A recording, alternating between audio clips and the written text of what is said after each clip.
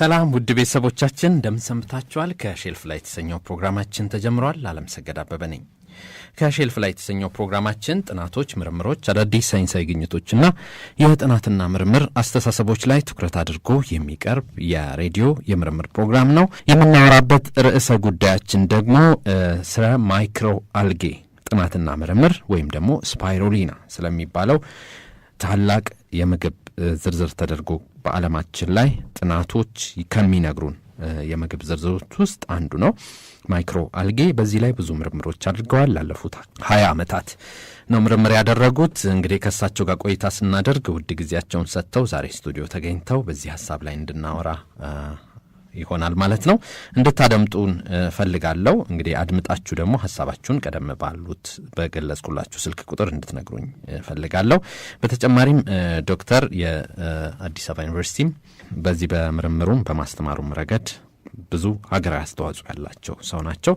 ከሳቸው ጋር እንግዲህ ቆይታ እናደርጋለን። እንኳን ደህና መጡ። ኦኬ። ስለዚህ ዛሬ በዚህ በማይክሮ አልጌ የጥናትና ምርምር ግኝት ዙሪያ እንደምናወራ ተነጋግረናል። ይሄ የጥናትና ምርምር ደግሞ ብዙ ለውጦችን ያመጣና በዓለም አቀፍ ደረጃ ብዙ ምርምሮች ይሄ የማይክሮ አልጌ ጥናት ሱፐር ምግብ ወይም ደግሞ ሱፐር ፉድ ተብሎ ነው በዝርዝር ውስጥ የተቀመጠው። ወደሱ ሐሳብ ከመምጣታችን በፊት እስቲ ስለ እርሱ የተወሰነ ነገር ይንገሩን። የአዲስ አበባ ዩኒቨርሲቲ መምህር ኖት። በተጨማሪም በኢትዮጵያ ባዮቴክኖሎጂ ኢንስቲትዩት ይህንን ዘርፍ እየመሩ ጥናቶች እያደረጉ ሰሞኑን ደግሞ በከፍተኛ ሁኔታ በተለያዩ ሚዲያዎችም እየተዋወቀ ያለበት ሁኔታ አለ።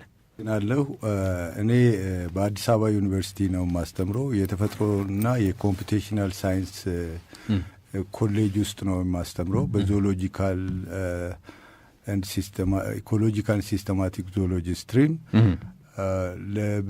ላለፉት 18 ዓመታት እዛው ነው የነበርኩት። እንግዲህ አሁን ሳባቲካል ሊቭ የሚባለው በየ7 ዓመቱ 1 ዓመት የሚሰጥ እረፍት አለ ከዩኒቨርሲቲ። ይሄ ዩኒቨርሲቲ ሕግ ነው፣ ሳባቲካል ይባላል። አሁን እሱን እረፍት ወስጄ ባለኝ ከነ ፕሮጀክቴም ወደዛው ወደ ኢትዮጵያ ባዮቴክኖሎጂ ኢንስቲትዩት በመሄድ በዚሁ በስፓሩሊና በማይክሮ አልጌ ወይም ማይክሮ አልጌ የሚባሉ ደቂቅ አካላት ላይ ጥናት እያከናወንኩ ነው ያለሁት። በጣም ደስ ይላል። ያው እንግዲህ የማይክሮ አልጌ ከደቂቅ አካላት ውስጥ አንዱ ነው። ስለዚህ በጣም ጥቅም ያለው ነው። የማይክሮ አልጌ ጥናትን የሚያሳየን ነገር እንዳለ ሆኖ ጠቃሚና ጠቃሚ ያልሆኑ ተብለው ሊመደቡ ይችላሉ። በእርግጥ ጠቃሚ ያልሆነ ብለን ጠቃሚና ጠቃሚ ያልሆነ ብለን መክፈል አንችልም። ነገር ግን የሰው ልጅ ሊበላቸው የሚችላቸውና የማይችላቸው ብለን ልንከፍል እንችላለን።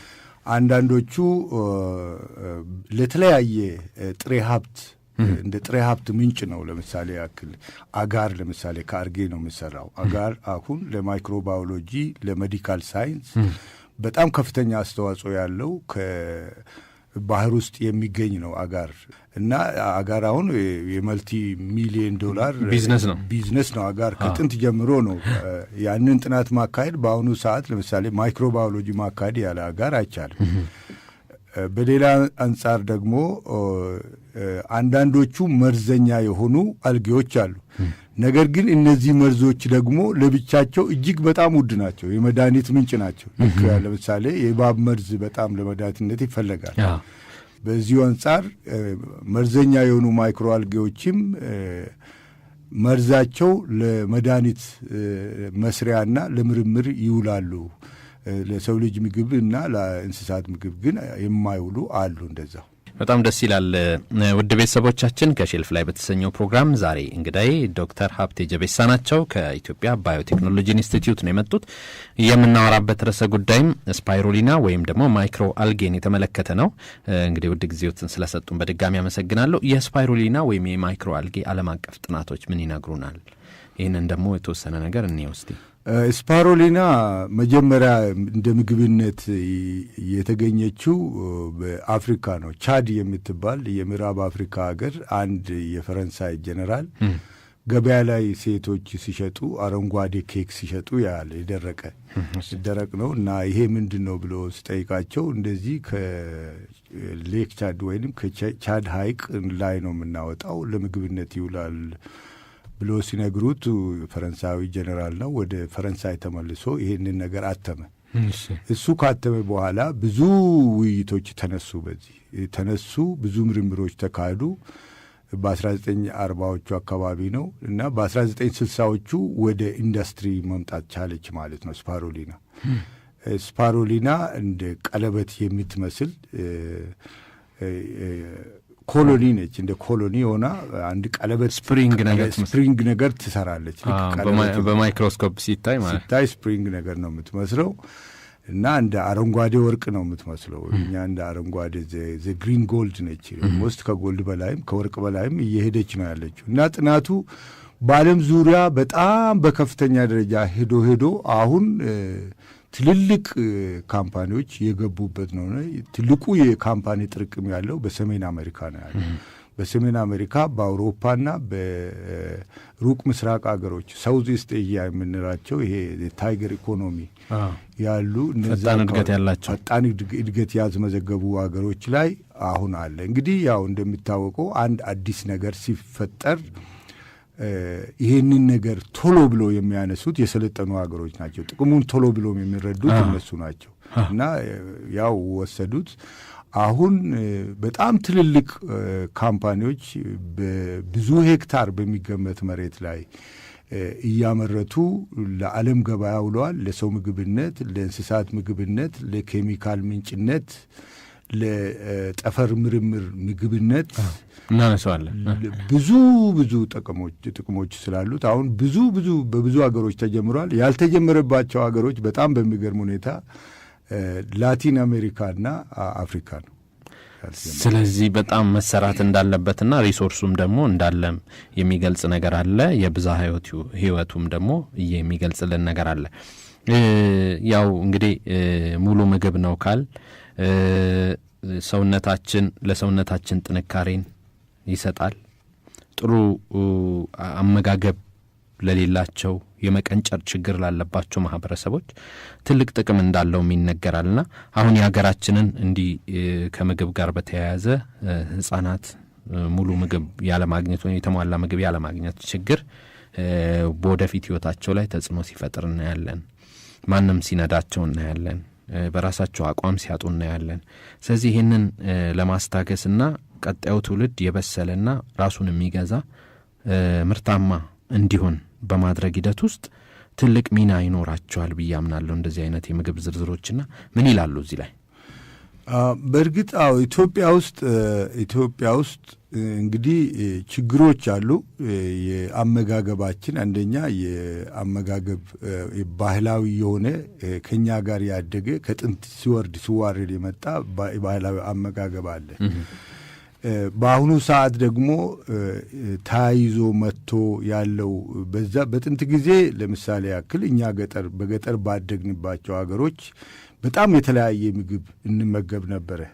እነዚህ ምንድነው? ንፍሮ እንበላለን፣ ቆሎ እንበላለን፣ እሸት እንበላለን፣ ወተት እንጠጣለን፣ ጠላ እንጠጣለን። ለምሳሌ የተለያዩ ምግቦችን ስንመግብ ይሄ ነገር ምን ያመጣል? በመጨረሻው የተሟላ ምግብነት ያመጣል። ስለዚህ በተመጣጣኝ መልኩ ከገጠር አድጎ የመጡ ልጆችና የከተማ ልጆችን በምናይበት ጊዜ በትምህርት ቤት ራሱ በጣም ትልልቅ ግዙፍ የሆኑት የገጠር ልጆች ናቸው። እኔ ካደግኩበት አካባቢ ነው። የከተማዎቹ ትንሽ ከኛ ለስለስ ያለና እንደገና ደግሞ እንትናቸውም ፊዚካሊ እንደዚህ ግዙፍ አይደሉም። ግዙፍነት አይታይባቸውም። ይሄ ሰው የሚበላውን ይመስላል ይባላል። ታውቀው እንደሆነ ሰው የሚበላውን ይመስላል ይባላል። እና እናቴ ምንድን ነው የሚሉኝ ድሮ ምግብ ያጣ ወንድ እንደ ዋንዛ እንደ ደረቀ ዋንዛ ቅጠል ይሰባበራል፣ ስትረግጠው እንደ ካካካካ ይላል፣ ይሰባበራል ይላሉ። ይሄ ሕፃናት ምንድን ነው በተለይ ከትልልቆቹ አንጻር እናነሳለን። ነገር ግን ይሄ የአመጋገባችን ችግር ብዙ ሰዎች ሁለት ነገር አለ። አንዱ መቀንጨር ነው፣ አንዱ ደግሞ የምግብ ማጣት ወይም ማልኑትሪሽን ነው። አንዱ ስተንቲንግና ማልኑትሪሽን ሁለቱ ለየት ያሉ ናቸው። ማልኑትሪሽን የሰው ልጅ እየበላ ምግብ ያንሰዋል። ጮማ እየቆረጠ እየጠጣ ምግብ ያንሰዋል። በቂ ምግብ አላገኘም እና የምግብ ጉድለት ወይም ቫይታሚን የተለያዩ ዴፊሽንሲዎች ያጠቁታል። ነገር ግን ቤቱ የተሟላ ምግብ ይመስላል። ጮማ አለ፣ ስጋ አለ፣ ሁሉ ነገር አለ። ያ ነገር የበላው ይመስለዋል። ነገር ግን አንድ አይነት ምግብ ሁል ጊዜ ለምሳሌ ብትበላ ሌላው ደግሞ ምግብ ይጎላል። ስለዚህ ግን እቺ ስፓይሩሊና አንዷን በመብላታችን የተሟላ ቫይታሚን አላት፣ ሚነራል አላት፣ ፋቲ አሲድ አላት፣ ሊፒድ አላት፣ ፕሮቲን አላት። ምንም ያጣችው ነገር የለም። በዚህ ምክንያት ሰዎች ምን ብለዋታል? መናነች እቺ የሚል ሁሉ አንስተዋል። እቺ መናነች እንዴ? ምን ማለት ነው? መናነች እንዴ የሚል ነው። መና ማለት የተሟላ ከሰማይ የወረደ ሰዎች እስራኤላውያን ከግብፅ በሚሄዱበት ጊዜ በመጽሐፍ ቅዱስ እንደተጻፈው በምድረ በዳ ሙሴን በረሃብ ልትጨርሰን ወይ ከግብፅ ያወጣን ብሎ በሚጮሁበት ጊዜ ወደ እግዚአብሔር ጮኸ ይላልና ዛሬ ማታ ከሰማይ ምግብ ይወርዳል ብሎ እግዚአብሔር ለሙሴ ሲነግረው በእውነትም ምንድን ነው የተባሉት? የሚበቃችሁን ሰብስቡ ነው የተባሉት። የሚበቃችሁን ነው የተባለው። ነገር ግን ሰዎቹ ምንድን ነው ያደረጉት? ሌሎቹ የሚበቃቸውን ሰበሰቡ፣ ሌሎቹም ደግሞ በአቅም ምክንያት ትንሽ ሰበሰቡ፣ ሌሎቹም በስልቻ ብዙ ሰበሰቡ። በጠዋት ግን ሲነሱ ብዙ የሰበሰቡት ተልቶ አደረ እና ምንድን ነው የሚለው? ጥቂት የሰበሰቡም አላነሳቸውም፣ ብዙ የሰበሰቡም አልተረፋቸውም። ምን ሆነ? በሰበሰ። በጣም በሚገርም ሁኔታ ስፓይሩሊና ያለምንም ዝም ብለን ጠረጴዛ ላይ ካደረግን ጠዋት በስብሶ ያድራል።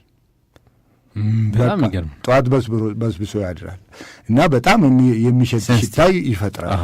ለዚሁ ምንድነው ሰዎች ይህ ነገር መና ነው እንዴ አላደረም ይባላል። እና እንደገና ደግሞ ብዙ ፕሮቲን ነው ያለው። አንድ አይነት ምግብ መና ሙሉ ምግብ ነው የነበረውና በእርግጥ አልተጻፈም። ለምሳሌ ምን እንደምጣዕሙ መጽሐፍ ቅዱስ ውስጥ አልተገለጸም። ለማግኘት ፈልጌ ነበረ፣ አልተጻፈም። ለምንድን ነው? ጣዕም ስለሌለው ሳይሆን ሰዎች ከዚህ በፊት የለመዱት ጣዕም ፈጽሞ እንዳልነበረ ነው። ሊገልጹት ከሚችሉት በላይና በፍጹም የተለማመዱት ጣዕም አልነበረም። ስለዚህ ይህ ነው ብሎ መጻፍ አልቻሉም፣ ሰዎች አልቻሉም። ስለዚህ አልተጻፈም። ይቺ አሁን ምንድን ነው? አሁን ወደ ህዋ ሰዎች በሚሄዱበት ጊዜ ሄዶ ምግብ መብላት አይቻልም። ምሳሌ እንጀራ መብላት አይቻልም፣ ዳቦ መብላት አይቻልም፣ ስጋ መብላት አይቻልም። እንደገና ደግሞ መጫኛ ስፍራም የለውም። ለ6 ወር ቢቀመጡ ሮኬቷ ትንሽ ነች፣ መጫኛም የለም። እንደገና ደግሞ ወደ ሽንት ቤት ራሱ መውጣት ይቸግራል። ሁሉም ነገር እንሳፈፋል። ሁሉም ነገር ስለምንሳፈፍ ሽንትን ብሸና እንሳፈፋል፣ ሰው ዳሪ ቢወጣ ይንሳፈፋል። እና እንዴት እንደሚወጣ በእርግጥ እኔ አላውቅም፣ የተጻፈ ነገር የለምና ይቺ ክኒኔ ግን አንዷን 500 ሚሊግራም በቀን በውጣት የተጣራቿ በቂ ነች፣ ለ24 ሰዓት በቂ ነች። ስለዚህ አሁን ለስፔስ ምግብ ኦልሬዲ እየተጠቀሙበት ነው። ለወደፊትም እንደሚጠቀሙበትና ለማስፋፋት እንደሚፈልጉ እርሻውን ይታወቃል።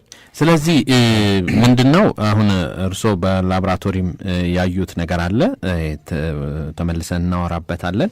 አሁን ወደ ገበያው በማምጣት ረገድ ቻይና ቲያንሺ የሚባል ካምፓኒን ፎርም አድርገው የተወሰነ ጊዜ ሀገራችንም አንዳንድ ሰዎች በዚህ ላይ ሲሳተፉና ምርቱንም ሲጠቀሙበት እንመለከት የነበረበት ወቅት ነበረ። ምን ያህል የተጠና ነው እሱ ሌላ ጥያቄ ቢያስነሳም ማለት ነው። ስለዚህ በቀጥታም በተዘዋዋሪም ሩቅ ምስራቅ አካባቢ ያሉ ሀገራት በጣም በከፍተኛ ሁኔታ ጥቅም ላይ እያዋሉት እንደሚገኙ የሚያሳየን መረጃ አለ። ስለዚህ ከነሱ ምን እንማራለን እኛ ካለን ሪሶርስ አንጻርም ብለን ብንመለከተው ደስ ይለኛል። አዎ ምንድን ነው የሩቅ ምስራቅ አገሮች አክቹዋሊ ሌት ካመርስ ናቸው፣ ኋላ የመጡ ናቸው። መጀመሪያ ላይ ከፍተኛውን ስራ የሰራችው አሜሪካ ነች። ከፍተኛውን ስራ የሰራች አሜሪካ ነች።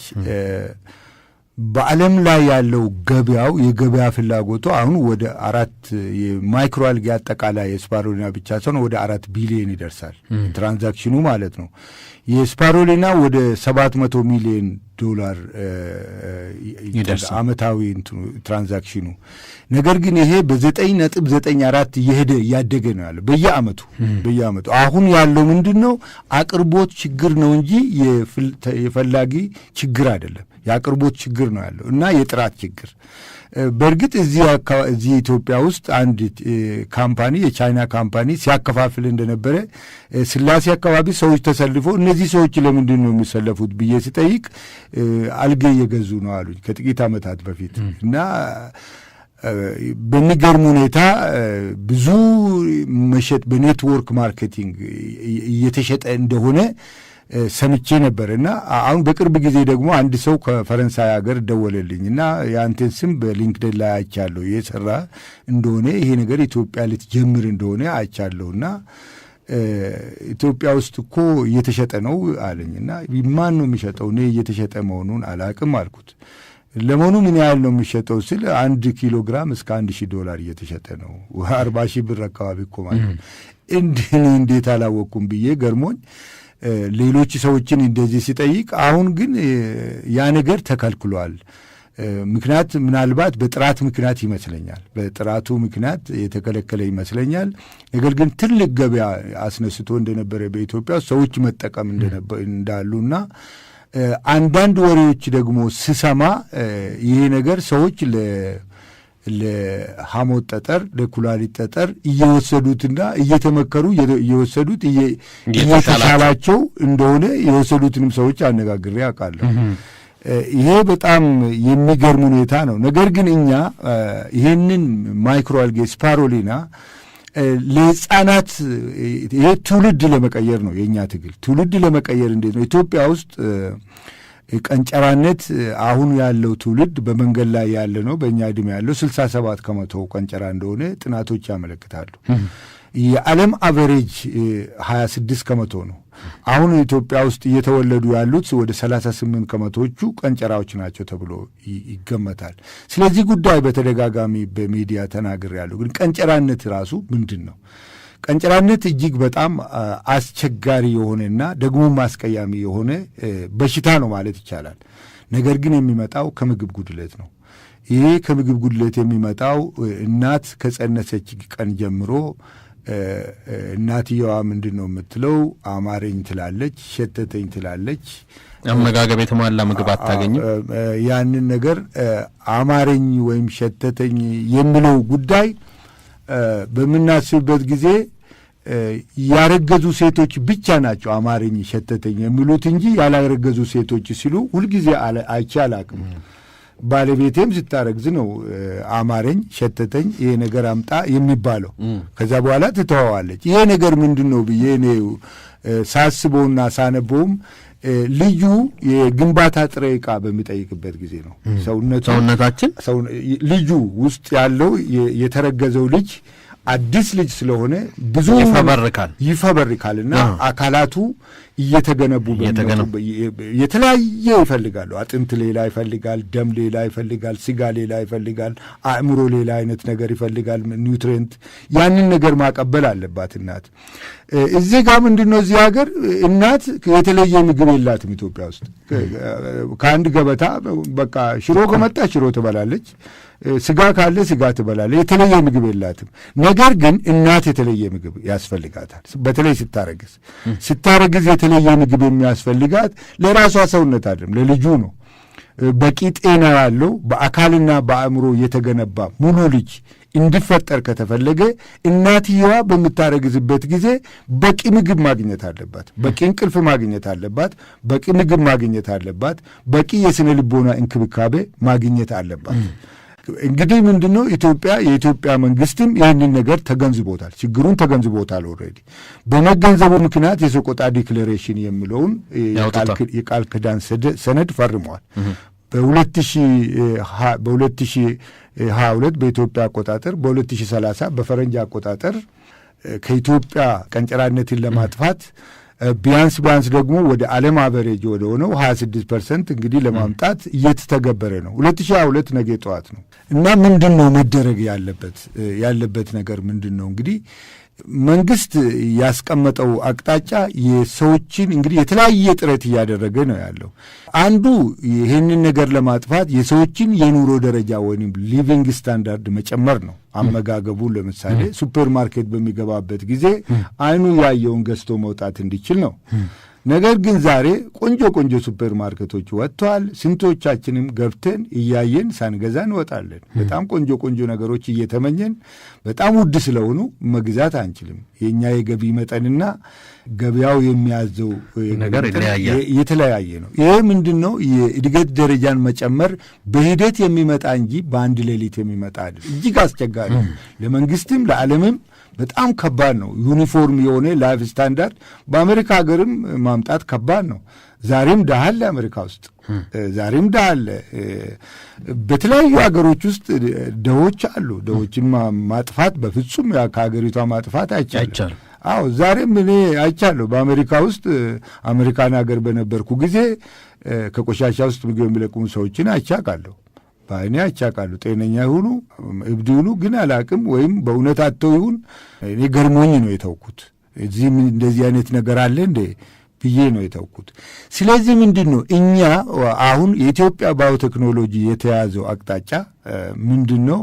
እኔም መጀመሪያ ፕሮፖዝ እንዳደረግኩት በአቋራጭ ይህንን ማጥፋት ይቻላል ነው። በአጭር ጊዜ ውስጥ ቀንጨራነትን ማጥፋት ይቻላል። ማይክሮ አልጌ ስፓሮሊናን በሰፊው በኢትዮጵያ ስምጥ ሸለቆ ሐይቆች ውስጥ በማምረት መጠነኛ በሆነ ዋጋ ለሕዝቡ በየክሊኒኩ፣ በየጤና ኬላው፣ በየፋርማሲው፣ በየሆስፒታሉ እናትየዋ ከጸነሰች እስከ 1000 ቀን ወይም 2 ዓመት ድረስ ልጁ መብላት አለበት። ከተወለደም በኋላ በየቀኑ የተወሰነ ክብደት ያለውን ስፓሮሊና ብንሰጠው ከኢትዮጵያ ምድር ወደ ዓለም ደረጃ ማምጣት አይደለም ፈጽሞ ማጥፋት እንችላለን።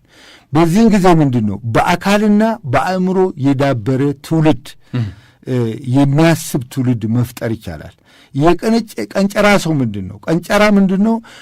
በተወሰነ ዕድሜ ላይ ለዕድሜው የሚገባውን ክብደትና ቁመት ማግኘት ሲያቅተውና ሲጫጭ ነው። ጫጭ የሚባለው ነው። እና ይሄ ነገር ጫጭ የሚለው በሰውነቱ ውጫዊ አካል ሳይሆን በአእምሮ ላይ ነው ከፍተኛ ህትመት አሳልፎ የሚያልፈው። ይህ ምንድነው? አካሉ ወደኋላ ምግብ ቢያገኝ የተሻለ ኑሮ ውስጥ አካባቢ ቢሄድ ሰውነቱ ይወፍራል። ከማንኛውም በፍጹም ቀንጨራ እንዳልነበረ ሁሉ ሊሆን ይችላል። አእምሮ ግን በተወሰነ መልኩ ዘገምተኛ ይሆናል። ይህ ሰው ምን ይሆናል? ቢያድግም ለምሳሌ ስራ የማግኘት ጥሩ ስራ የማግኘት አደጋ ይኖረዋል። ከህብረተሰብ ጋር ተስማምቶ የማደር ችግር ይኖርበታል። የግንዛቤ ችግር ይኖርበታል። ከክፍል ወደ ክፍል የማለፍ ትምህርት በሚገባ የማግኘት ችግር ይኖረዋል። የትዕግስት ችግር ይኖረዋል እና ሞስት ፕሮባብሊ ደግሞ ማመንና ማሳመን ሲያቅት ወዴት ነው? ሪቮልት፣ ወደ ቫዮለንስ ወይንም ይሄ በጉልበት የማሳመን ወይንም ደግሞ ጡንቻ የማንሳት አካባቢ ላይ ይደርሳል። ይህ ግን የአዲሱ ትውልድ የዓለም ትውልድ ጸባይ አይደለም። የዓለም ትውልድ በአሁኑ ሰዓት አዲሱ ትውልድ ይሄ ዲጂታል ጄኔሬሽን ነው የሚባለው በንግግር ብቻ የሚያምንና በማመንና በማሳመን የሚያምን ህዝብ ነው። ይህንን እንግዲህ ለዚህ ነው የኢትዮጵያ ባዮቴክኖሎጂ ቆራጥ አቋም በመያዝ ላቦራቶሪን በማቋቋም ምርምሩን በማካሄድ ላይ ያለው ከኛ ጋር ማለት ነው። በጣም ደስ ይላል። ውድ ቤተሰቦቻችን ከሼልፍ ላይ የተሰኘው ፕሮግራማችን እንግዳ ሀብቴ ጀቤሳ ናቸው። እንግዲህ ያወሩልንም የሚገኘው ስለ ማይክሮ አልጌ ወይም ስፓይሮሊና ስለሚባለው የተፈጥሮ ሀብት ነው። በዚህ ጉዳይ ላይ እንግዲህ ውይይታችን ይቀጥላል። ስፓይሮሊና የጤና በረከቶች ያሉት ትልቅ የተፈጥሮ ሀብት ነው። ለምሳሌ ክብደትን ከማመጣጠን፣ በሰውነት ውስጥ የሚገኙ መርዛማ ነገሮችን ከመቆጣጠር፣ ጉበትን ከማጽዳት፣ የአእምሮ ንቁነትን ከመጨመር፣ የኮሌስትሮል ችግርን ከመቆጣጠር፣ የቫይረስ በሽታንም ከመከላከል፣ በጨጓራ አማካኝነት የሚከሰቱ በሽታዎችንም ከማከም፣ አዳዲስ የደም ሴሎችንም ከማፍራት፣ የደም ካንሰር ችግሮችን ለማስወገድ የነርቭ ስርዓቶችን ለማስተካከል የሰውነትን በሽታ የመከላከል አቅምን ለማጎልበት ትልቅ ጠቀሜታ እንዳለው አንድ ጽሑፍ ላይ ተመለከትኩት ነገር አለ። እንግዲህ ዶክተር ሀብቴ ጀቤሳ ናቸው ከኢትዮጵያ ባዮቴክኖሎጂ ኢንስቲትዩት። እንግዲህ ውድ ጊዜያቸውን ሰጥተው እያወራንበት የምንገኘውም ደግሞ ስለ ማይክሮ አልጌ ነው። ይሄ ማይክሮ አልጌ ሀብት ደግሞ በሀገራችን ትልቅ ሪሶርስ እንዳለም የሚያመለክቱ የተለያዩ ሐይቆች ላይ ተጠኑ ጥናቶች ያሳዩናልና እንግዲህ አብሬዎት ነበርኩኝ እስከ ጭቱ ሐይቅ ድረስ ከዚህ 284 ኪሎ ሜትር ድረስ አብረን ሄደናል። ያንን ለማየት እድሉን አግኝቻለሁ። ስለዚህ በጣም ይሄ ትልቅ ሀብት ነው። ይሄን ሀብት ነው እንግዲህ ወደ ፋብሪኬት አድርጎ ወደ ካፕሱል ደረጃ ቀይሮ ሰዎች ቀኑ ሙሉ ምሳ ራት ሳይበሉ ኢፌክቲቭሊ ግን በትንሽ በክኒን መልክ በተዘጋጀች በአንድ ካፕሱል በተዘጋጀች ምግብ የተሟላ ምግብን አግኝተው ስራ ሲሰሩ የተሟላ ህይወትንም ሲመሩ ማየት ይቻላልና እቺ ደግሞ መነሻ ሐሳቧ ናት። ስለዚህ የምን መለየት ያስፈልጋል? የተፈጥሮ ሀብትን መለየት ያስፈልጋል። እና ምን ይላሉ እዚህ ላይ? በኢትዮጵያ ውስጥ ኢትዮጵያ ከ50 ዓመት በፊት ስፓሩሊናን ለመፈለግ የአውሮፓ መንግስታት ማፕ ሰርቶ ነበር። ከነዛ ሀገሮች ውስጥ አንዷ ነች። ጥቂት ሀገሮች በተፈጥሮ ስፓሩሊና አለባቸው ተብሎ ከሚባሉት ውስጥ ኢትዮጵያ አንዷ ነች። ባለፉት ዘመናት ለምሳሌ በበሰቃ ውስጥ በአረንጓዴ ሐይቅ ወይም ሀሮሃዶ የምትባለው ከአየር ኃይል በስተጀርባ አረንጓዴ ሌላ ነች፣ ከአየር ኃይል በስተጀርባ ትገኛለች።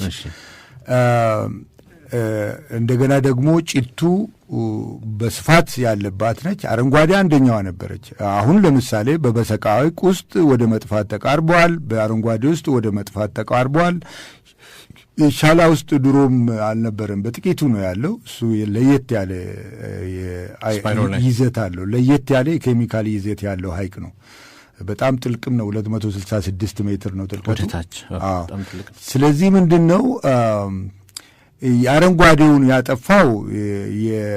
በትክክል አሁን ምንም የተከሰተ ነገር የለም። አንድ የተከሰተ ነገር ነው ያለው። 3 ጊዜ በውስጧ አንድ ቶን ወይም 1000 ኪሎ ግራም የሚመዝኑ ቦምብ 3 ጊዜ በተለያዩ ጊዜያት ፈንድቷል። የመሬት መንቀጥቀጥ እናጠናለን በሚል ፈሊጥ ይህ ስፓሩሊናን እንዳጠፋ ይገመታል። በዚህ ላይ ታትሟል፣ ወረቀት ታትሟል። ማንም ያነሳው ግን የለም። እርሱም ጽፏል። በዚህ አይደል? ጽፌ አሳትማለሁ ከተማሪዎች ጋር እና የአዲስ አበባ ዩኒቨርሲቲ ዶክተር ደመቀ ክፍሌ ከሚባሉ ጋር አሳትመናል። ነገር ግን ይሄ ነገር ማንም ወረቀቱን አላነሳውም። አሁን ጠፍቶ እንግዲህ ወደ መጥፋት ተቃርቧል ከአረንጓዴ። አሁን ያለው ፖቴንሻል ያለው ጭቱ ብቻ ነች። ጭቱ 0.8 ወይም 0.8 ኪሎ ሜትር ወይም 8000 ሜትር ስኩዌር ነች። ትንሽ ነች። በአይናችን ፊት ለፊታችን እንዳየናት ማለት ነው። የሆነች ጉብታ ወጥተን ሁሉንም ሙሉን አይተናል። አፍንጫችን ስር ወደ ታች እናያለን። እቺ ሐይቅ በቀላሉ ልትጎዳ ትችላለች። በጥልቀቷ 21 ነው። ትልቁ ጥልቀቷ 21 ሜትር ነው። ስፋቷ ደግሞ 8000 ሜትር ስኩዌር ነች። በጣም ትንሽ ነች። ነገር ግን እቺ በስፓሩሊና ብቻ ሳይሆን በህብረተሰቡ ህይወት ላይም ከፍተኛ ተጽዕኖ የምትፈጥር ሐይቅ ነች። ወደ እሷ ዙሪያዋን አይተ እንደሆነ ላሞች አሉ፣ ሰዎች አሉ። ላሞች ውሃ የምትወጣ ትኩስ የሚወጣ በጣም ሆት ስፕሪንግ አለ ከዙሪያ። እሱን እያቀዘቀዙ ሰዎች ገንዳ ነገር አፈር እየሰሩ ጭቃ እየሰሩ ተራ ወረፋ ይዞ ከብቶቻቸውን ያጠጣሉ። በሺህ የሚቆጠሩ ከብቶችን ሲያጠጡ በወረፋ እናያለን። በዛም ላይ ሲጣሉት አለ። ከብቶቹን ሲመቱት አለ። የኔ መጠጣት አለበት ቀድሞ ከሌሊቱ 10 ኪሎ ሜትር ርቀት ላይ መጣን ያለን ሰው አለ። ከ10 ኪሎ ሜትር በዛ ላይ ሲመጡ ጅብ ሌሊት ነው፣ በ9 ሰዓት ነው የሚነሱት። ጅብ ከብቶች ይወስድብናል ይላሉ። ነገ ወረፋ አለ። በዚህ ላይ በየቀኑ አባወራው እዛ እየመጣ ሌላ ስራ መስራት አይቻልም። በቃ ሳይወድ ምንድነው የከብት አርቢ ሆኖ፣ ከብቶቹም ደግሞ መልካቸው በጣም ቀጫጮች ናቸው። አንደኛ ሳር እዛ አካባቢ በብዛት የለም። የሚጠጡት ውሃ በጣም ትኩስ ነው። በዛ ላይ በቂ አይደለም። ቀኑን ሙሉ የሚያጠፉት በጉዞ ነው። ጉዞ አቀጭጯቸዋል። በቃ አትሌቲክ ላም ነው የሆኑት። ቀኑን ሙሉ ስሮጡ ነው የሚውሉትና መልስ ሲመለሱ እና ምንድን ነው እዛ ላይ የጭቱ ሐይቅ አንደኛ በላስቲክ በሳሙና ሰዎች ይታጠባሉ፣ ልብሳቸውን ያጥባሉ። ምንም አይነት ጥበቃ እየተደረገላት አይደለም። ዙሪያዋን ተራቁታለች እና ለብቻ የተተወች ነች። በቃ ፓርክ ውስጥ ኔግሌክትድ ፓርክ ውስጥ ነው ያለችው። ፓርኩ ያለው ደግሞ በኢትዮጵያ የዱር እንስሳት ጥበቃ ባለስልጣን ስር ነው። እንዳየነው የአብያታ ሻላ ህዝብ የሰፈረበት ከ60 ሺህ በላይ ሰዎች ናቸው ያሉበት ነው። ከተሞች መሃሉ ላይ ያሉ፣ የሰዎች ቤት መሃሉ ላይ ያሉ፣ እርሻ አለ፣ ዛፍ ይቆረጣል እና እንስሳቱ በቃ በሄድ ኳርተሩ ብቻ ተሰብስቦ 1 ኪሎ ሜትር ስኩዌር ነች አሉ። ሄድ ኳርተሯ አንድ የሆነ ጋራ ላይ ደግሞ አለ። ፓርኩ የኢትዮጵያ ፓርኮች የወረቀት ፓርኮች ነው የሚባሉት፣ ፔፐር ፓርክስ የሚባሉ። አንዱ በጣም በትክክል ፔፐር ፓርክ ኤግዛምፕል የአብያታ ሻላ ብሔራዊ ፓርክ ነው። ፔፐር ፓርክ ማለት የሚቻለው በወረቀት ላይ ያለ በመሬት ላይ ግን የሌለ እና ይሄ ለምንድን ነው እርምጃም ማለቴ ህዝቡን ህብረተሰቡን ያሳተፈ ህብረተሰቡ ወዶ አይደለም፣ በጣም መጥፎ ስለሆነ ኢቪል ስለሆነ አይደለም፣ የመኖሪያ አማራጭ ስላጣ ነው። ይህንን የመኖሪያ አማራጭ ላይ ባለሙያዎችን አሳትፎ ህዝቡን አሳትፎ ሐይቁ ይሄ የተፈጥሮ ስፓሮሊና ማለት በቃ አረንጓዴ ወርቅ ነች። ከወርቅም በላይ ቡናንም ልትተካ ትችላለች። ማንኛውንም ኤክስፖርት ልትተካ የምትችል ነች። ብዙ ሀገሮች በጣም በቃ ተሰርቶበታል እና ገቢም ተገኝቶባቸዋል። የመጨረሻ ምንጭ የሆነችው ጭቱ ልትጠፋ ትችላለች። በአጭር ጊዜ ውስጥ ልትጠፋ ትችላለች። ስለዚህ ምንድነው አስቸኳይ መፍትሄ ያስፈልጋል። መፍትሄው ምንድነው? እነዛ ሰዎች እዛ ጋር እንዳይውሉ ገንዳ መስራት ያስፈልጋል። ያ ውሃ ወጥቶ ተጠራቅሞ ቀዝቅዞ ከብቶቹ ጠጥቶ ቶሎ ከዛ የሚሄዱበት። እንደገና ደግሞ ዙሪያውን ደግሞ በአረንጓዴ አይታችኋል፣ የሆኑ አረንጓዴዎች አሉ፣ ቄጠማዎች። በእነሱ ዙሪያውን እንዲከብ ማድረግ ነው።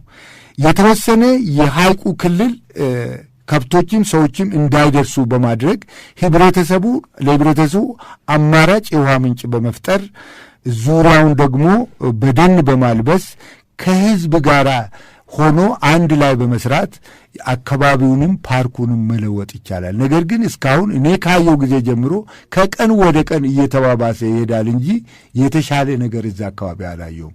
በከሰል እየወደመ ነው። ድርቁ ራሱ የአየር ለውጥ አለ። በጣም ድርቅ ነው፣ አይታችኋል። በጣም ድርቅ ነው። ሌላ ውሃ የለም፣ ጨዋማ ውሃ ነው ያለው። ሆት ስፕሪንግ ነው ያለው፣ ከተራራ የሚፈልቀው የሚፈላ ውሃ ነው በዛ አካባቢ። ያ ውሃ እንዲቀዘቅዝላቸው ገንዳ ተሰርቶ ለከብቶች እንዲቀዘቅዝ፣ ለሰዎችም ደግሞ ስፔሻል የሆነ መቅጃ ብዙ ኤንጂኦዎች ይሰራሉ። ያንን አጎልብቶ የመጠጥ ውሃንም አጎልብቶ የከብቶችንም አጎልብቶ ለወደፊቱ ለሀገርም ለሕዝብም የሚሆን ነገር ሊሰራ የሚቻልበት ሁኔታ ቢፈጠር መልካም ነው እላለሁ። በጣም ደስ ይላል። እንግዲህ የኢትዮጵያ ባዮቴክኖሎጂ ኢንስቲትዩት በዚህ ላይ ጥናት እያደረገ በዋናነት መነሻ ያደረገው እንግዲህ ጭቱ ሐይቅ ነው። ጭቱ ሐይቅ ደግሞ በመሰረታዊነት ተጠብቃ መቆየት ግድ ይላል። አለዛ ግን ዘሩን ማግኘት አይቻልም። ምን አይነት ቴክኖሎጂ ይፈልጋል? ማይክሮ አልጌን የማይክሮ አልጌ ፋርምን ለማዘጋጀት ምን ያህል ስፔሶችንስ ይፈልጋል? ምን አይነት ቦታዎች ይፈልጋል?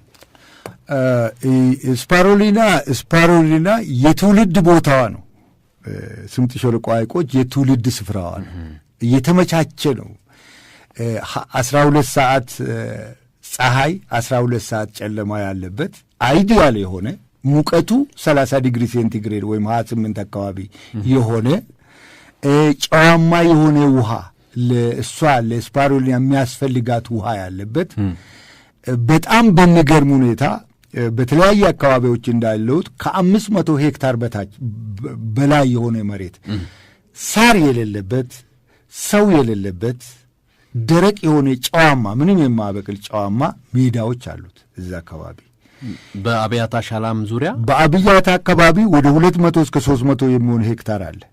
ባዶ መሬት ምንም አይነት ነገር ፓርክ ተብሎ የገበሬው የአካባቢው ገበሬ ከብቶች አሉ። ከብቶቹ አንደኛ ነገር ምንድን ነው? በአካላቸው ለስጋም ለወተትም የማይሆኑ ናቸው።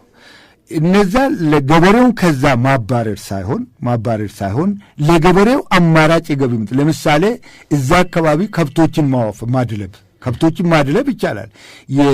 የመኖ እርሻ መክፈት የመኖ እርሻ በኢሪጌሽን ወይንም ደግሞ በመስኖ ወደ ላይ መጥቶ ወደ ዝዋይ አካባቢ በመስኖ ለህብረተሰቡ የሚሆን የመኖ እርሻ አልፋልፋ የመሳሰሉ የተለያዩ ለምግብነት ለከብት ምግብነት የሚውሉ ለምሳሌ አንድ ሰው 20 የማይረቡ ከብቶችን ከሚያረባ 5 በሬ ቢያደልብ በየ6 ወሩ እያንዳንዱ 40,000 እስከ 50,000 ብር ሊያገኝ ይችላል።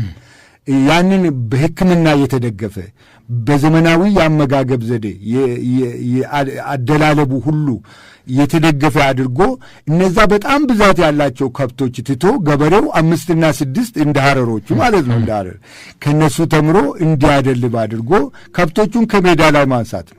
ከሜዳ ላይ አንስቶ ማደለቢያ ቦታዎች እንዲገቡ ማድረግ ገበሬዎችን አደራጅቶ ማለት ነው። የከብት አድላቢዎች ማህበር ማደራጀት ይቻላል። አዎ እዛ እንዲደራጁ ማድረግ ከብቶቹን ከሜዳ ላይ ማንሳትና ያ ደግሞ ስፓሮሊና በሰፊው ማምረት ቴክኖሎጂዎች አሉ። የመጀመሪያ ኢንቨስትመንት ውድ ሊሆን ይችላል። ነገር ግን ራኒንግ ኮስቱ ይህን ያህል ውድ አይደለም። በኢትዮጵያ ውስጥ መሬቱ እንደዛ ሰፊ አለ፣ የሰው ጉልበት አለ። ቴክኖሎጂ ኦልሬዲ አሁን ዴቨሎፕ እያደረግን ነው ያለ ነው። ሁሉ ነገር ስታብሊሽድ ሆነዋል። አሁን የሚያስፈልገው የኢንቨስትመንት ነገር ነው። መሬቱን ምንድን ነው ይሄ ፓርኩ ኦልሬዲ በጣም እየተጎዳ ነው። የሚመጡ ኢንቨስተሮች ከአካባቢ ልማት ጋር አካባቢውን እያለሙ ስፓሮሊና ደግሞ ለካርቦን ልቀትን ለመቀነስ ከፍተኛ ሚና ነው የምትጫወተው። ከዛፍ በላይ ከትልልቅ ዛፎች በላይ ስፓሮሊና የካርቦን ልቀት ትቀንሳለች። በዚህ ላይ ብክለቷ ኦልሞስት ዜሮ ነው። ውሃውን ከሐይቁ አይወስድም።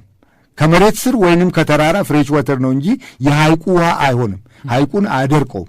በፍጹም ከሐይቅ አንወስድም እኛ። አሁን ኢንቨስተር ቢመጣም ከሐይቅ እንወስድበት አግባብ የለም። አለ ተራራ ውስጥ ወይም ዘር ከመውሰድ ውጭ ከዛ ዘሯ ደግሞ አንድ ሴል በቂ ነች። አንድ ሴል ወስዶ እንደ አኳካልቸር ነው የሚሰራ። አኳካልቸር ነው። አንድ ሴል ወስዶ ወደ 100 ሄክታር ላይ ማባዛት ይቻላል። አሁን ለምሳሌ እኔ አንዲት ኢፒንዶርፍ ወይም ትንሽ 2 ሚሊ ሊትር አትሆንም የወሰድኩት። ነገር ግን በየ15 ቀኑ 100 ሊትር ማምረት ችለናል። በኢትዮጵያ ባዮቴክኖሎጂ ኢንስቲትዩት በተከፈተው የብሔራዊ ማይክሮ አልጋል ባዮቴክኖሎጂ ላቦራቶሪ ውስጥ በየ15 ቀኑ 100 ሊትር ማምረት ችለናል ኦልሬዲ። ስለዚህ ይህ ዘር ነው እንግዲህ ንጹህ ዘር ነው። ይህንን ዘር ወስደን በገንዳ ወስደን ወይንም ደግሞ ሬስዌይ ፖንድስ ለማባዛት ዝግጅቱን ጨርሰናል ኦልሬዲ። ሁሉ ነገር ጨርሰን እዛ ደግሞ አለ የአቢጃታ ሻላ ሶዳ አሽ ካምፓኒ ፒኤልሲ ቦታ ሰጥቶናል። መብራት፣ ቢሮ፣ የተለያዩ ሁሉ ሰጥተን ሜሞራንድ ኦፍ አንደርስታንዲንግ እየተፈራረምን ነው ያለ ነው። ቦታም ሰጥቶናል። ይሄ አረንጓዴ ግሪን ሪቮሉሽን ነው። ምንድን ነው? ብሉ ሪቮሉሽን ነው። ብሉ ሪቮሉሽን የሚባለው ነው። እንግዲህ ኢትዮጵያ ያው ብዙ እድገቶች መጥቶ ብዙዎች አልፏታል፣ አፍሪካ ጭምር ማለት ነው። ኢንዱስትሪያል ሪቮሉሽን በ17ኛው ክፍለ ዘመን መጣ። አፍሪካ ተቋዳሽ አልሆነችም። ከዛ የእርሻው ደግሞ ግሪን ሪቮሉሽን ደግሞ በቅርብ ጊዜ ባለፉት 18ኛው ክፍለ ዘመን መጣ። የግሪን ሪቮሉሽን አልተቀላቀለችም። አሁን ደግሞ ብሉ ሪቮሉሽን መጣ። ብሉ ሪቮሉሽንን ቆማ ትለፈው ወይ? እኛ ለምን አላደግንም? ኢትዮጵያ ለምን አላደገችም የሚለው ጥያቄ እንዴት ታድጋለች? የሚመጣውን ቴክኖሎጂ ሳንወስድ ቆሞ እያለፈን እድገቱን ቆሞ እያለፈን የዓለም ኢኮኖሚ አካል ለመሆን ለምሳሌ ኢንዱስትሪያል ሪቮሉሽን መቀላቀል ነበረባቸው ያኔ በ17ኛው ክፍለ ዘመን። እንደገና ደግሞ የግሪን ሪቮሉሽን የመሬት ላይ እርሻን መቀላቀል ነበረባቸው። በትራክተር የምታረስ የዘመናዊ እርሻ አካል አልሆነችም። ዝም ብላ አለፋት በሆነም ባልሆነም። አሁንም ደግሞ በውሃ ውስጥ የሚደረግ ማንኛውንም ሪሶርስ ወይንም ደግሞ ሀብት ተጠቅሞ የመበልጸጉን ቴክኖሎጂ ኢኮኖሚ ካልተቀላቀለችና ካለፋት ሁልጊዜ በየዘመናቱ የሚወጡትን እድገቶች ቆሞ እያየን እንዴት ነው እኛ ካልተቀላቀልን በማይሆኑ ምንድነው እድላችንን እየጨረስን ቆሞ ቀር የመሆን ያክል ነው። ቆሞ ቀር መሆን ነው እና እድል ሁሌም ትመጣለች፣ ታልፋለች። ግን we have to seize it መያዝ አለብን። ያችን እድል መያዝ አለብን። አሁን እንግዲህ የኢትዮጵያ ባዮቴክኖሎጂ ዋና ዓላማ ወደዚህ ወደ ሰማያዊ አብዮት ወይንም ብሉ ሪቮሉሽን የሚባል የውሃ ውስጥ ሀብትን አሟጦ የመጠቀም ወደዛ እየገባ ነው ያለው። ይህ ኢንስቲትዩት በዛ ብቻ አይደለም፣ በብዙዎቹ ላይ ግሬን ሪቮሉሽንም ላይ እየሰራ ነው ያለው። ቆይቶም ቢሆን ለመድረስ ማለት ነው ተራሩጦ ለመድረስ እየሞከረ ነው ያለው በተለያዩ መንገዶችና ገና ዕድሜው 3 ዓመቱ ነው። ነገር ግን ብዙ ነገሮች እየሰራ ነው ያለው። በጣም ደስ ይላል። እንደ ማጠቃለያ የሚሰጡን እንግዲህ የኢትዮጵያ ባዮቴክኖሎጂ ኢንስቲትዩት ይሄንን ነገር እየሰራ ከመሆኑ አንጻር ኢንቨስትመንቱ ላይ ዜጎች ቢሳተፉበት የበለጠ እድገት ማግኘት ይችላል፣ ወደ ገንዘብ መቀየር ይችላል። ይሄ ደግሞ ወደ ገንዘብ መቀየር መቻሉ ነው መሰረታዊ ነገር። ምክንያቱም የገንዘብ ትራንዛክሽን ካለው ቴክኖሎጂዎች መገዛት ይችላሉ። የተለያዩ የገቢ የውጭ ምንዛሪ ማስገኘት አቅም ይኖራቸዋል። ስለዚህ በቀጥታም በተዘዋዋሪም ህዝባችንም ጥሩ ያመጋገብ ስርዓትንም በቀጥታም በተዘዋዋሪም እንደ ዓለም እንድናድግም አስተሳሰባችንም እንዲጎለብት ጥሩ ሚና ይኖረዋል ብዬ አምናለሁና በመጨረሻ ያው ኢንቨስትመንቱንም ከመሳብ አንጻር ምን ሊሉ ይችላሉ? እንግዲህ ምንድነው በኢትዮጵያ ውስጥ እንግዲህ ባለፉት ጥቂት ዓመታት ኢትዮጵያ ባለ 2 ዲጂት 2 አሃዝ እድገት ስታዝመዘግብ እንደመጣች ያው የቅርብ መረጃዎች ይነግሩናል። ከዓለምም ደረጃ ደግሞ በፈጣን እድገት ላይ ካሉት ሀገሮች ውስጥ ስትመዘገብ እንደነበረች እናውቃለን። እንግዲህ ምንድነው ይህንን ያመጣው ምንድነው ብለን ብናስብ በእርግጥ የእርሻው ክፍለ ኢኮኖሚ ቢሆንም የኢንዱስትሪው ክፍለ ኢኮኖሚም ከፍተኛውን አስተዋጽኦ እንዳደረገ እንማራለን። እንግዲህ ምንድነው ይሄ የኢንዱስትሪውን ክፍለ ኢኮኖሚ ዳይቨርሲፋይ ማድረግ ወይንም ባለብዙ አቅጣጫ ማድረግ ያስፈልጋል። እንግዲህ የተከበሩት የኢትዮጵያ ኢንቨስተሮች አሉ። ብዙዎቹ በጣም ደስ የሚል ሁኔታ ስራ እየሰሩ እንዳሉ እናውቃለን። ብዙዎቹ የሀገሪቷን ገጽታም በዓለም ደረጃ እየቀየሩ ያሉ ኢንቨስተሮች እንዳሉ እናውቃለን። ነገር ግን ምንድነው የሚታየው በአንድ አቅጣጫ የመሄድ አቅጣጫ ታይለ ለምሳሌ በጣም ብዙ ሆቴሎች አሁን ስንሄድ ደስ የሚሉ ሆቴሎች ይታያሉ የቦታው ለምሳሌ ያክል አይተናል አይደለም። ባለፈው ሻሸመኔ ውስጥ ራሱ ምንም የሌለ ሆቴል የሌለ አሁን ዘመናዊ ሆቴሎች ተፈጥረዋል። በየገጠሩ እየተፈጠሩ ነው ያሉት። ነገር ግን ዳይቨርሲፋይ ማድረግ አለበት። ከዛ የአንድ አይነት አቅጣጫ የተመሳሳይ የሆኑ ኢንቨስትመንት አንዱ ደግሞ ወጣ ብሎ ወደዚህ ኢንቨስት ቢያደርግ ደስ ይላል። አዋጪ ነው። በእርግጥ ኢንቨስተሮች ምንድነው ገንዘባቸውን ዝም ብሎ አፈሱ። ያንን ደግሞ ወደዚህ እንዲያዘምኑ ደግሞ እንዲያዘነብሉ ደግሞ ይሄ ጥሪ እናደርጋለን። ይሄ አዋጪ ነው። በጣም አዋጪ የሆነ በአመት ስንት $100 ሚሊዮን ገቢ ሊገኝበት የሚችል ነው በዘመናዊ መንገድ ከተሄደበት። ስለዚህ ምንድነው ኢንቨስተሮች ያስፈልጋሉ። እኛ ኦልሬዲ ፓይለት ስቴዲ ጀምረናል፣ ልንሄድ ነው። ኦልሬዲ ጨርሰናል። የላቦራቶሪውን በሙሉ ጨርሰናል። አሁን በከፊል እንግዲህ ወደዛ እንዲመጡ ነው፣ ኢንቨስተሮች እንዲመጡ ነው እየተፈለገ ያለው። ብዙ ኢንቨስተሮችም ወደኛ እየተጠጉ እየተነጋገሩ ነው ያሉ። ፊዚቢሊቲ ስቴዲ ወይንም የአዋጭነት ስቴዲ ለማጥናትም ሁሉ ነገር ጨርሰን እሱንም በመስራት ላይ ነው የምንገኘው። ይመጣሉ፣ ብዙዎቹ ይገቡበታል በሚል ሁኔታ ነው ያለው። ግን አሁን እንግዲህ ቀድሞ የመጣ ምን አይነት መሬቶች እንዳሉ በጣም ደስ የሚል